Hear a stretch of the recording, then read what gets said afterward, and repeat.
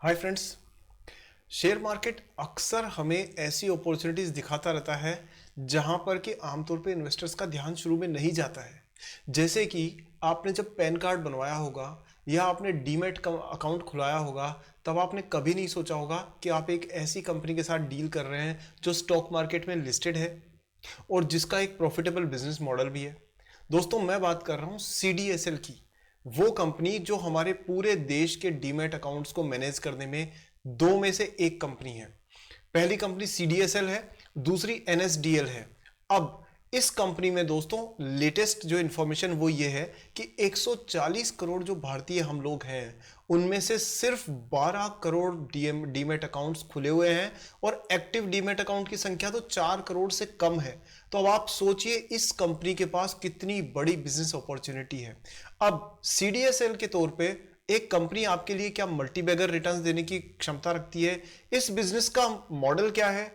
इसका पैसा आता कहां से है, जाता कहां है, इन्वेस्टर्स को किस प्रकार की वैल्यू दे रही है और आने वाले टाइम में दोस्तों किस प्रकार ग्रोथ ट्रेजेक्टरी इसकी रहने वाली है, इन सारे क्वेश्चंस के आंसर्स आपको मिलेंगे इसी वीडियो में। इसलिए वीडियो को लास्ट तक देखिएगा क्योंकि बहुत इंपॉर्टेंट वीडियो है, काफी कुछ नया सीखेंगे आप और आपको मजा भी आएगा। और वीडियो को लाइक जरूर करिएगा दोस्तों। चैनल को अभी से सब्सक्राइब कर दीजिए और बेल आइकन को ऑन कर दीजिए क्योंकि रिसर्च बेस्ड ईमानदारी वाला कंटेंट जो स्टॉक मार्केट का है वो मैं आपके लिए लेके आता रहता हूं। चलिए दोस्तों शुरू करते हैं।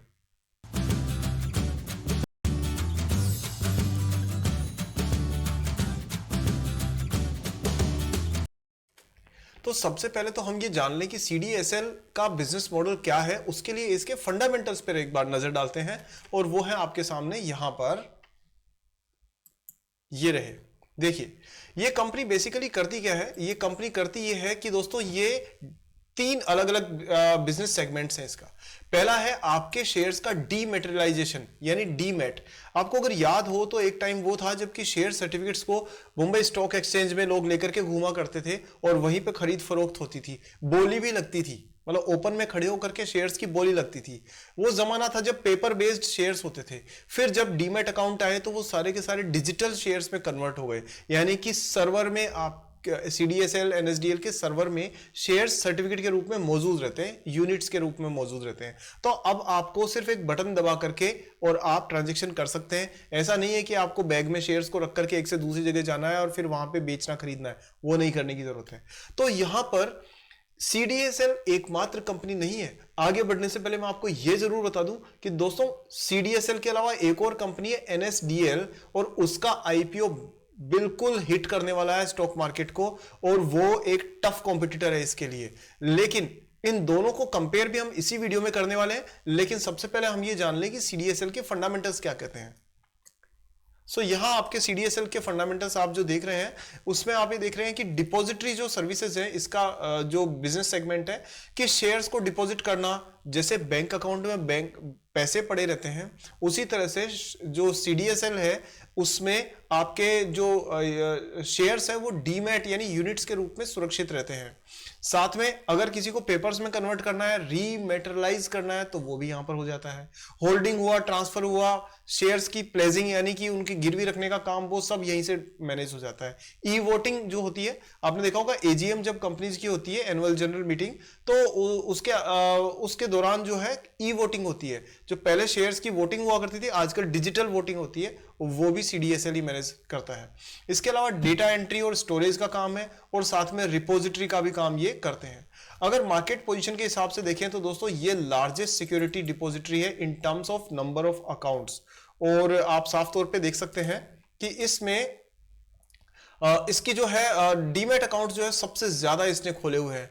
रेवेन्यू की अगर स्प्लिट की बात करें दोस्तों तो ये डिपॉजिटरी एक्टिविटी से 78% इसका रेवेन्यू आता है against 79% in data entry and 21% in this 78% जो है वो इसका डिपॉजिटरी एक्टिविटी से आता है और करीब करीब डेटा एंट्री से 21% आता है और बाकी छुटपुट है इसका, पर मेनली बिजनेस इसका डीमैट अकाउंट से रिलेटेड ही है। अब बात करते हैं अचीवमेंट में, तो ये फर्स्ट डिपॉजिटरी है जिसने 3 करोड़ डीमैट अकाउंट खोले हैं। दोस्तों आप ये समझिए कि ये अपने आप में एक माइलस्टोन था, क्योंकि शेयर मार्केट में ना, अब ये चीज ना ध्यान दीजिए कि इंडिया में अगर हम अमेरिका को इंडिया से कंपेयर करें तो आप ये देख रहे हैं कि हम लोग एक तेजी से ग्रोथ वाली इकोनॉमी में कन्वर्ट होते जा रहे हैं। इंडिया वर्ल्ड की सबसे फास्टेस्ट ग्रोइंग इकोनॉमी है, लेकिन फिर भी शेयर मार्केट के अंदर इंडिया का पार्टिसिपेशन है 4% से कम, जबकि अमेरिका में शेयर मार्केट में 50% से ऊपर लोग शेयर में इन्वेस्ट करते हैं। तो आप ये सोचिए कि 46% का गैप तो अभी मौजूद है ही, उससे आगे का गैप जो है उसको भी कवर करेंगे, लेकिन ये कंपनी के पास 46% का मार्केट शेयर कैप्चर करने का मौका तो साफ तौर पे है, ताकि अमेरिका के लेवल ऑफ हमारा जो इन्वेस्टर्स शेयर होल्डर्स जो है वो इंडिया में भी हो। क्योंकि एक अच्छा शेयर मार्केट अगर डेवलप होता है दोस्तों, तो वो इकोनॉमी के लिए भी उतना ही फायदेमंद होता है। आगे बात करते हैं इसमें कि अगर इस कंपनी के जो बाकी चीजें देखें तो और सारी चीजें बहुत डिटेल में जाएंगे तो बहुत कुछ हो जाएगा कि ये क्या करती है। देखिए इंपॉर्टेंट चीजें कवर करते हैं कि इसका रेवेन्यू कहां से आता है। देखिए एक चीज और हमेशा ध्यान रखिए दोस्तों, किसी भी बिजनेस मॉडल को एनालाइज किए बगैर शेयर खरीदना वैसे ही है जैसे कि मैं अभी एग्जांपल क्या दूं, लेकिन शादी सिर्फ एक कारण से करना। आप समझ गए होंगे मैं क्या कह रहा हूं, क्योंकि शादी एक लॉन्ग टर्म कमिटमेंट है और उसमें आपस में रिश्ता लंबे समय तक होना जरूरी है। इसीलिए जब आप शेयर्स भी खरीदें तो consider it as a marriage, कि जिसको आपको लंबे समय तक निभाना है, तो आपको पता होना चाहिए कि उसका बिजनेस मॉडल क्या है, उसके फ्यूचर प्रोस्पेक्ट्स क्या है। अब बिजनेस मॉडल को समझने के लिए दोस्तों ये 4 चीजें आपकी नजर में हमेशा होनी चाहिए। पहली चीज क्या कि ये कंपनी करती क्या है, दूसरा क्या कि इसका पैसा आता कहां से, तीसरा क्या कि इसका पैसा जाता कहां है, और चौथा क्या कि ये अपने शेयर होल्डर्स को किस प्रकार की वैल्यू एडिशन करके दे रही है।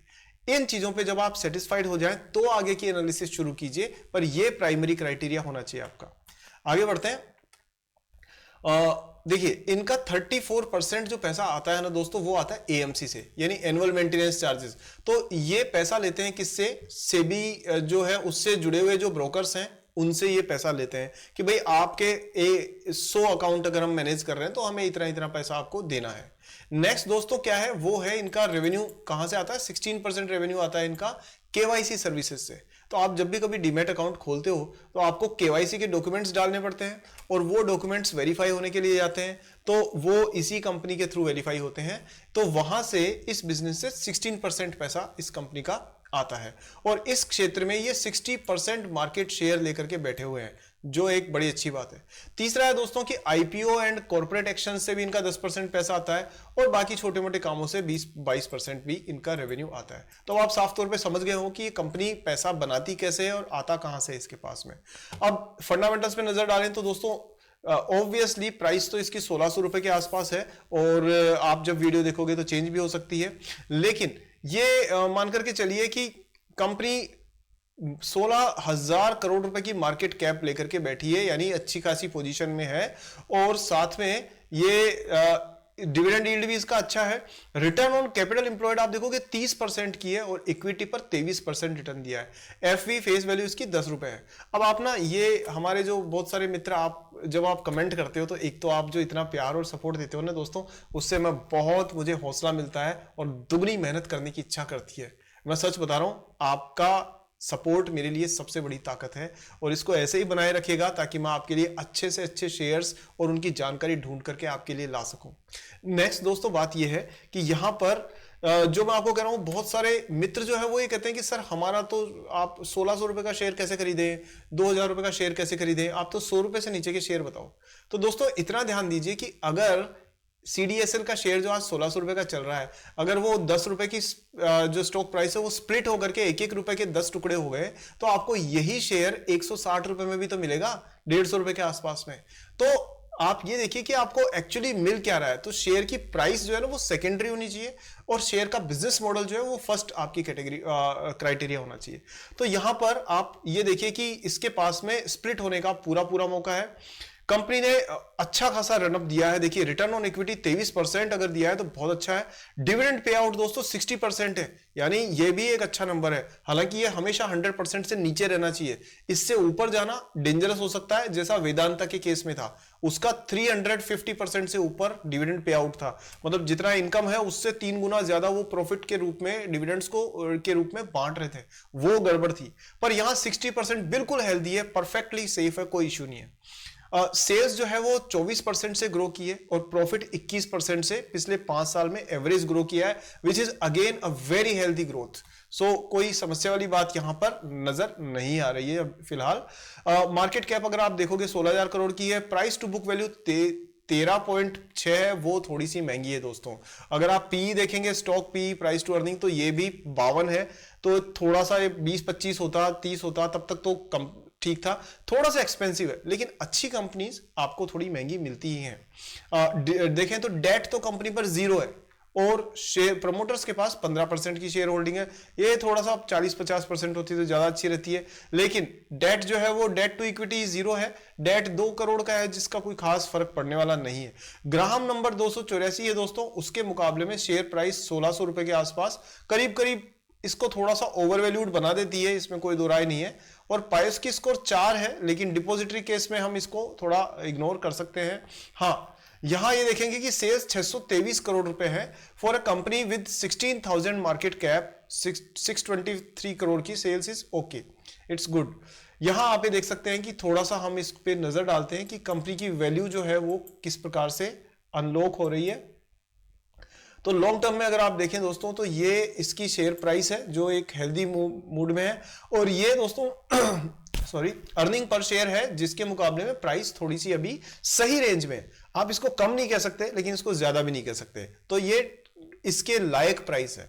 फिर देखिए दोस्तों, बाकी इसका कॉम्पिटिटर तो एनएसडीएल है, जो बहुत जल्दी लिस्ट हो जाएगा, और फिर आपको साफ पता पड़ेगा कॉम्पिटिटर क्या काम करता है, इसका कैसे हैंडल करता है। फिलहाल हम इसके क्वार्टरली रिजल्ट्स पे एक बार नजर डाल लेते हैं। तो क्वार्टरली रिजल्ट्स को अगर आप देखोगे, सो ये रिसेंट रिजल्ट्स है दोस्तों कि इन्होंने अभी इस टाइम पर क्या किया है कि इनकी जो सेल्स है वो तेजी से इंक्रीज हुई है, वो आप देख सकते हैं।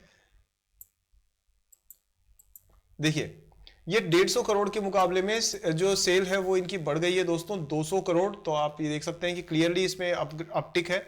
साथ में इनका जो प्रॉफिट है वो 53% से 62% हो गया मार्जिन में। अब यहां ना एक अच्छी बात है, मैं आपको ये कहूंगा कि जो सबसे इंपॉर्टेंट क्राइटेरिया देखते हो उनमें से एक ये देखा करो कि प्रॉफिट मार्जिन कंपनी का कम हो रहा है कि ज्यादा हो रहा है। अगर ज्यादा हो रहा है, कंपनी की एफिशिएंसी अच्छी है, कंपनी अपने प्रोडक्टिविटी को बढ़ा के कम खर्चे में ज्यादा बिजनेस जनरेट कर रही है। सो यहां पर इस कंपनी को फुल मार्क्स मिलते हैं, क्योंकि इसने अच्छा इंप्रूवमेंट शो किया है। अगर आप बात करेंगे ईपीएस की, तो देखिए अर्निंग पर शेयर इसका 4.67 था पहले, और ये कंसिस्टेंटली ग्रो होते होते करीब 10.42 हो गया है, यानी ये दुगने से भी ज्यादा हो गया, 2.5 गुना हो गया है। तो ये एक अच्छी बात है। और अगर आप एनुअल रिपोर्ट्स रिजल्ट्स में देखोगे, तो देखिए दोस्तों, कंपनी की सेल्स लगातार ग्रो कर रही है। ये 96 करोड़ से 623 करोड़, करीब करीब 6x हो गई है। और अगर वहीं प्रॉफिट की बात करें, तो प्रॉफिट 55 करोड़ से और इनका हो गया 321 करोड़, यानी ये भी करीब करीब 6x के आसपास ही है, थोड़ा सा ज्यादा है बट काइंड ऑफ। उसके बाद में अगर हम देखें तो ये देखिए अर्निंग पर शेयर 5 रुपए 30 पैसे हुआ करता था, जो बढ़ते बढ़ते बढ़ते अगर हम बात करें 2023 में 30.64, यानी इसी को 6x ईपीएस में भी मिला है। तो ये बिल्कुल रन और बॉल के जैसे डिफरेंस होता है वैसे चल रही है सही। डिविडेंड पे आउट देखो तो हर साल कंपनी ने 30-40% डिविडेंड दिया ही दिया है। तो मेरी नजर में दोस्तों इस कंपनी में के फाइनेंशियल्स को मिलते हैं 7/10। ये रियली अच्छा नंबर है। अगर आप देखोगे तो इसकी सेल्स जो है वो कंटिन्यूसली ग्रो कर रही है, और पिछले 3 साल में अगर आप देखो तो सेल्स की ग्रोथ, प्रॉफिट की ग्रोथ, और अगर आप देखो तो स्टॉक प्राइस की ग्रोथ, सब कुछ एकदम सही लाइन में चलती हुई नजर आ रही है। तो ये एक लॉन्ग टर्म में अच्छा परफॉर्म करने वाली कंपनी की निशानी होती है। रिजल्ट अगर हम इसके देखें कि इसका असर शेयर होल्डिंग पे क्या पड़ता है, तो जरा यहां नजर डाल लेते हैं एक बार। ये आपको सीडीएसएल की शेयर होल्डिंग नजर आ जाएगी दोस्तों यहां पर। तो यहां देखिए 15% तो इनके मालिक हैं उनके पास है, प्रमोटर के पास में, और ये जो एफआईआईज है उनके पास, अच्छा इसमें कोई प्लेजिंग नहीं है। उसके बाद में अगर हम नजर डालते हैं,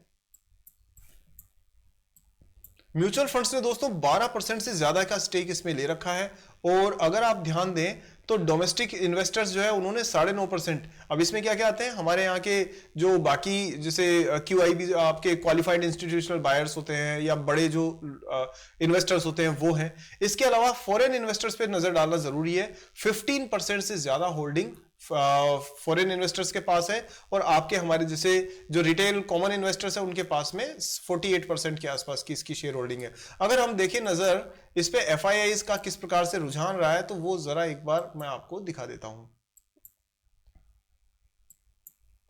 यहां देखिए दोस्तों, फॉरेन इन्वेस्टर्स ने लगातार 15% अपनी तक लेकर के आ गए अपनी होल्डिंग को बढ़ाते हुए। पहले ज्यादा थी, फिर थोड़ी सी कम हुई 14%, फिर अभी 15.25% है। तो साफ तौर पर आप देख सकते हो कि ये कंपनी फॉरेनर्स के टारगेट पर है। अगर 100 रुपए में से 15 रुपए फॉरेनर्स ने अपनी जेब में रखे हुए हैं शेयर्स के तौर पे, तो कंपनी पे उनको ट्रस्ट है और फ्यूचर में उनको मालूम है कि ये कंपनी ग्रो करने की पोजीशन रखती है, क्योंकि ड्यूओपोली है ना दोस्तों, दो ही कंपनी है, एनएसडीएल और सीडीएसएल। तो सारा जो 140 करोड़ लोगों का जो मार्केट शेयर है वो इन्हीं दोनों को मिलना है। अब एक बार नजर डाल लेते हैं दोस्तों इनके इन्वेस्टर प्रेजेंटेशन पे और जल्दी से कवर करते हैं इसको। ये देखिए, ये इनका जो फाइनेंशियल हाइलाइट्स है वो है, आप देख सकते हैं कि इन्होंने जो एफआई ऑपरेटिंग इनकम है वो 98 से 123 करोड़ हो गई है और जो एबिटा है वो 70 से 117 करोड़ हो गया है इनका। एबिटा होता है दोस्तों, जैसे मान लीजिए आपने कंपनी के पास में रेवेन्यू आया, उसमें से अपने मटेरियल का, लेबर का, उनका खर्चा निकाल के जो बचता है वो एबिटा होता है आसान भाषा में। टेक्निकली आप कहोगे तो मैं इसका पूरा आपको कंप्लीट फॉर्मूला भी समझा दूंगा, बट उसकी जरूरत आपको है नहीं। 70 से 117 हो गया, जो एक अच्छा वो है पॉइंट। यहां पर नेट प्रॉफिट देखिए तो 52 से 92 करोड़, ऑलमोस्ट डबल मान सकते हैं। दोस्तों ये एक बड़ी अच्छी हेल्दी ग्रोथ को दिखा रहे हैं। और ये इसकी जो बाकी की जो सब्सिडरीज हैं उन पे आप देख सकते हैं थोड़ा सा। ये इनकी जर्नी है, इसमें कुछ खास देखने वाली बात नहीं है। ये इनके चेयरमैन वगैरह है, बोर्ड ऑफ डायरेक्टर्स हैं। और यहां आप देखो तो शेयर होल्डिंग जो है वो मैंने आपको बताई दी है। बिजनेस में आप देख सकते हैं कि किस तरह से परफॉर्म कर रही है। डीमैट कस्टडी, अभी मैं आपको एक इंटरेस्टिंग चीज और बता देता हूं इस बीच में, और वो ये है दोस्तों कि CDSL हैज एडेड, देखिए ये खबर है इस कंपनी के बारे में, 80 lakh demat accounts in Q2 FY24। अब ये एक बहुत बड़ा नंबर है कि अभी अप्रैल मई जून वाला जो क्वार्टर था, उसके बाद जुलाई अगस्त सितंबर, ये क्वार्टर सेकंड है। इस सेकंड क्वार्टर में 80 लाख लोगों ने डीमैट अकाउंट खुलवाए हैं CDSL के साथ में। ये अपने आप में एक रिकॉर्ड है और ये शो करता है कि इन्वेस्टर्स का रुझान शेयर मार्केट की तरफ बढ़ता जा रहा है और आपको इस चीज पे नजर रखनी चाहिए। और सबसे ज्यादा फायदा किसको मिलेगा? CDSL या फिर जो आने वाले टाइम में NSDL है उसको। उनकी कंपेरिजन भी मैं इस वीडियो में जल्दी से जल्दी कवर करूंगा आपके लिए, पर आप थोड़ा बने रहिएगा। आप होना यहां पर वीडियो में, हेलो, हाँ थोड़ी सी बोरिंग होगी लेकिन बहुत इंफॉर्मेटिव होगी, मैं ये आपको यकीन दिलाता हूं। चलिए वापस चलते हैं। तो ये एक खास खबर है इसके बारे में आपके लिए, इसकी डिटेल्स में हम लोग नहीं जाएंगे, बट ये इंपॉर्टेंट न्यूज है।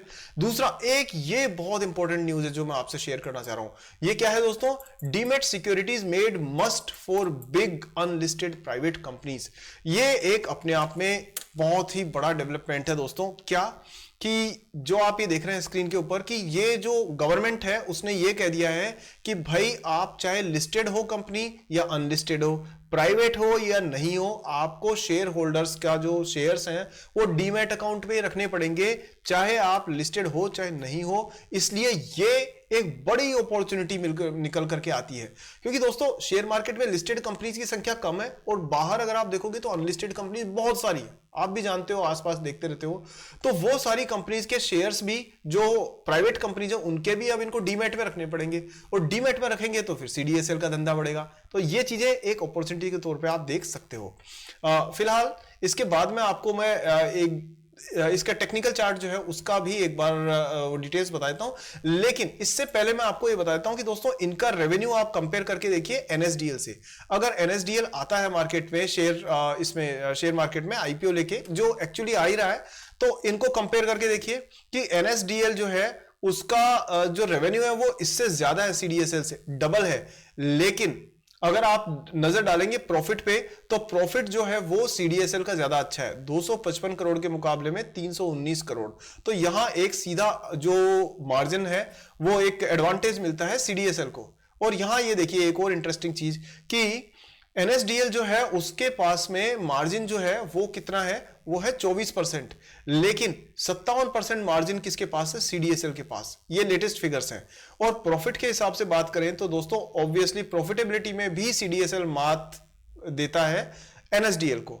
और एक्टिव अकाउंट के हिसाब से देखें तो 3 करोड़ है एनएसडीएल के पास और 8 करोड़ है सीडीएसएल के पास। तो इस तरह से दोस्तों एक ओवरऑल अगर आप इसको कंपेयर करके देखें तो एनएसडीएल के मुकाबले में सीडीएसएल एक बहुत ही अच्छी स्ट्रॉन्ग पोजीशन में नजर आ रहा है, और ये आईपीओ आए चाहे नहीं आए एनएसडीएल का, सीडीएसएल का बिजनेस आगे ग्रो करने के पूरे चांस है। अब एक बार टेक्निकल्स पे भी नजर डाल लेते हैं, जल्दी से डालेंगे, ज्यादा लेट नहीं करेंगे।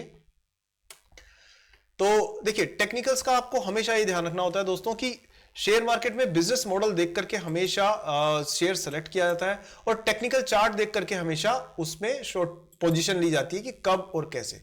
ये आपके सामने स्क्रीन पर है सीडीएसएल का जो टेक्निकल चार्ट है वो, और आप यहां देख सकते हैं कि कंसिस्टेंटली ग्रोथ के मोड में है ये, और बहुत ही सधी हुई ग्रोथ के साथ में ये 45 डिग्री का एंगल बनाती हुई ग्रोथ है। और दोस्तों यहां इसने एक रनअप दिखाया है, एक ब्रेकआउट दिया है, जिससे आप ये समझ सकते हैं 1607 बिल्कुल सही पोजीशन में है इस टाइम पर ये, कि अगर ये एकदम सही रेजिस्टेंस है इसके लिए दोस्तों, और यहां से 1607 से अगर ये प्राइस ऊपर की तरफ जाती है तो ये कंटिन्यू एक नए अप ट्रेंड को जन्म देगी। और अगर ये यहां से प्राइस नीचे आती है, 1100 से नीचे अगर प्राइस क्लोज होती है, या मैं कहूंगा 1000 तक प्राइस जाके नीचे अगर क्लोज होती है, तो कुछ टाइम के लिए दोस्तों इसमें कंसोलिडेशन आने के चांसेस हैं। पर फिर भी बाकी के इंडिकेटर्स तो यही बता रहे हैं, एमएसीडी और आरएसआई, कि भाई इसमें आगे ट्रेंड कंटिन्यू रहने के पूरे चांस दिख रहे हैं। तो दोस्तों ये देखिए, ये जो है ना, यहां पर ये जो प्राइस है ये सपोर्ट लेवल है इसका, ये 1000 के आसपास का सपोर्ट लेवल है, और ये 1600 रुपए का जो 1607 रुपए का जो लेवल है ये इसका रेजिस्टेंस है। इसको तोड़ के अगर कंटिन्यूअसली स्टे करती है तो ये एक नया रनअप होगा, फिर ये 2000 तक के लेवल भी आपको जल्दी देखने को मिल सकते हैं। अगर ये नीचे जाती है 1000 से तो एक बाइंग अपॉर्चुनिटी बन सकती है, अगर आप अपने जो एडवाइजर्स हैं, फाइनेंशियल एडवाइजर्स हैं, उनसे कंसल्ट करके अपने पोर्टफोलियो के हिसाब से यहां कंसिडरेशन कर सकते हैं। हालांकि दोस्तों मैं आपको ये बता दूं कि ये मेरा तरफ से डिस्क्लेमर है कि ये कोई बाय और सेल के लिए कोई वीडियो नहीं बना हुआ, ये एक एजुकेशनल वीडियो है, और हम चाहते हैं कि आप शेयर्स के बारे में अच्छे से समझें और फिर अपना डिसीजन ले सोच समझ करके। तो दोस्तों ये था ओवरऑल एनालिसिस सीडीएसएल का। कैसा लगा आपको वीडियो, ये मुझे कमेंट सेक्शन में जरूर बताइएगा दोस्तों, आपके कमेंट से मुझे हौसला मिलता है। और दूसरी बात ये दोस्तों, वीडियो को लाइक कर दीजिए ताकि मेरा हौसला बढ़े, चैनल सब्सक्राइब करके बेल आइकन को ऑन जरूर कर दीजिए, क्योंकि अगला वीडियो मेरा आपको तुरंत मिल जाएगा।